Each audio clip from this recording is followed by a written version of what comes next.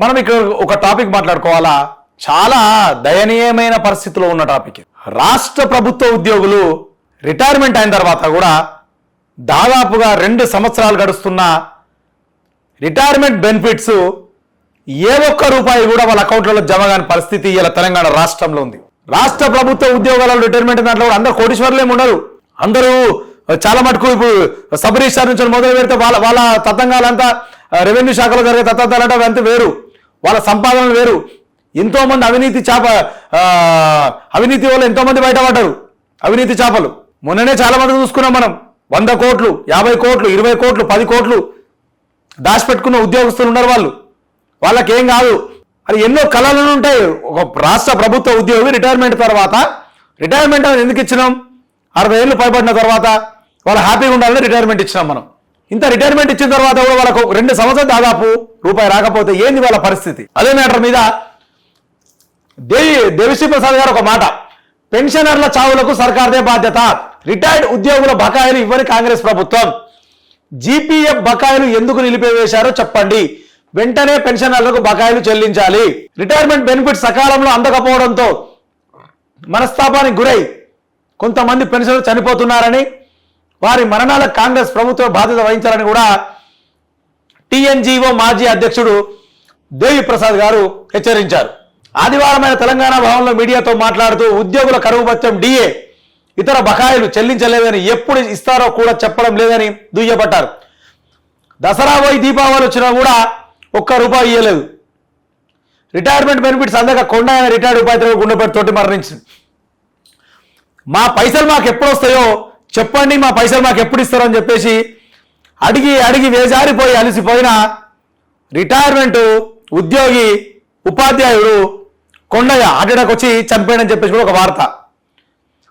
మా పైసలు మీ దగ్గర దాచిపెట్టి మేము బాధపడి మేము ఎందుకు చనిపోవాలని చెప్పేసి కూడా రిటైర్మెంట్ ఉద్యోగులు చాలా మనస్తాపానికి గురై ఆత్మహత్యలు చేసుకునే ప్రయత్నం దగ్గర దాకా వస్తుంది కదా.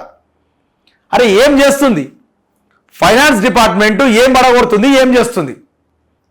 మొన్న మినిస్టర్లు అందరూ కలిసి క్యాబినెట్ మీటింగ్ పెట్టి మీకు వాటా ఎంత వస్తుంది, నా బిడ్డకి ఎంత వాటా, నా కొడుకులకి ఎంత వాటా, నా ఓఎస్డీకి ఎంత వాటా, నా పిఏకి ఎంత వాటా అని చెప్పేసి మినిస్టర్స్ మీటింగ్ పెట్టుకోనికి అదైతే మీకు టైం దొరికింది. మరి అదే క్యాబినెట్ మీటింగ్లో మరి దాదాపు 2 సంవత్సరాలు అయిపోయింది రిటైర్మెంట్ అయిన ఉద్యోగులు. మరి వాళ్ళకి ఎందుకు మనం డబ్బులు ఇవ్వద్దు? వాళ్ళకి డబ్బులు ఇవ్వాలి కదా. ఎంతో కొంత రిలీజ్ చేస్తే వాళ్ళకి ఊరట అదవుతుంది కదా.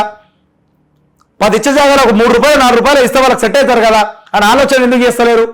ఎవరి జాగిరి పైసలు అవన్నీ వాళ్ళు ఎవరైతే ఉద్యోగస్తులు వాళ్ళ పైసలే కదా.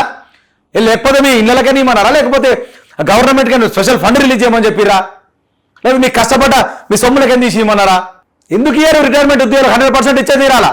అసలు జీపీఎఫ్, జనరల్ ఫండ్ జీపీఎఫ్ ఎందుకు ఆపేసారో తెలియదు.